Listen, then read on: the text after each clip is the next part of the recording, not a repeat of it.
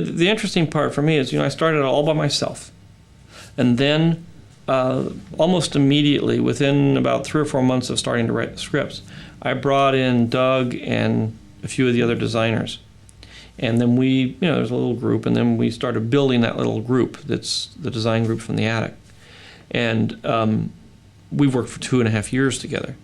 And what I've done is, over those 2.5 years, spent huge amounts of time approving, changing, and finalizing designs for things. Thousands of things.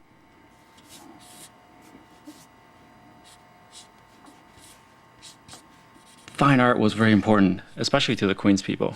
And they really appreciated it. You can tell in their architecture, their sculpture, and their clothing, and so forth. And in episode 1, that element naturally carries over to their hardware or their vehicles. I grew up on certain types of science fiction films. I was a big science fiction fanatic as a kid. But when I saw Star Wars, I was really blown away, but I was actually kind of like, there are certain things that I didn't like about it. But the great thing was I went home and I kind of drew, my version of the X-Wing. I'd make this cockpit about 1/4 of the size that it is, and I'd stick it back here. And then I'd take the engine part and I'd sort of cut this part off right here. I started with a staff of 2, and we were given a huge list of vehicles, creatures, environments, and whatnot to design. And it was just a matter of sitting down and trying to comprehend, where to start first, and then how to design something that will live up to the expectations of everybody that's going to see this film. George is very reactive, and he likes to kind of see things. And he basically just said, I need single-person fighters and shuttles and so forth. So just like a small shuttle type thing? Well, I don't know what it is. Don't ask me those technical questions. It's neat, that's all. My decisions on what is aesthetically pleasing is really hard to nail down, because what I like is, obviously going to be different from what somebody else likes.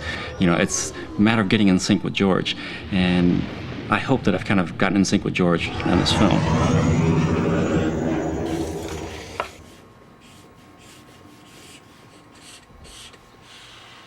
For the Starfighter, the good guys, it started out very differently, because I initially thought that the ships would be very angular, like the X-Wing, but George wanted to go more towards the handcrafted look. George would come in every Friday for our weekly meetings, and it was very difficult sometimes because we spent a lot of time and energy to draw beautiful drawings, and we put them up on the wall, and George will dismiss these designs very quickly. And it took me a while to get used to it, because one of our first couple of meetings I would put up a wall full of designs, and he would look at it literally after 10 seconds and say, I like this one, this one, this one.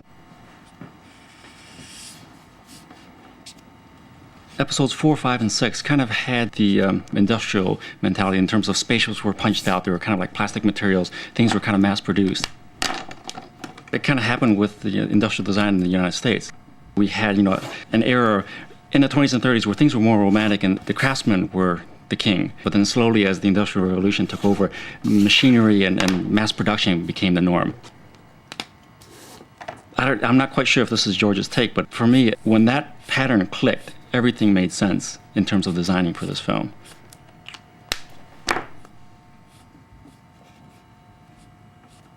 I was very clever in the first Star Wars films in that I kept the design very simple, and I avoided situations where I was going to get into trouble design-wise.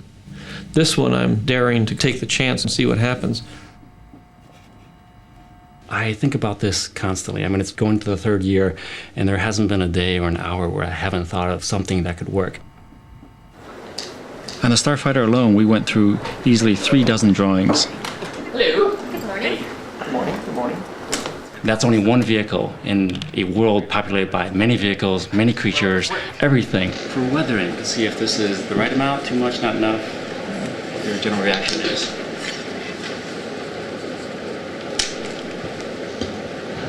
I would say this is the most distressed. Okay. And then they can do minor, less versions of this. Okay. Now the other thing that we haven't really addressed is like paint chips and things. Do you want to I see think that? we can keep it pretty much the way it is. I mean, the one thing that I would tone down a little bit is this. Okay. It's getting a little too dirty. Yeah. Okay. The whole point of this is what works for the story. It could be the coolest thing, but if people don't know what it is or how it works in 5 seconds, it doesn't matter.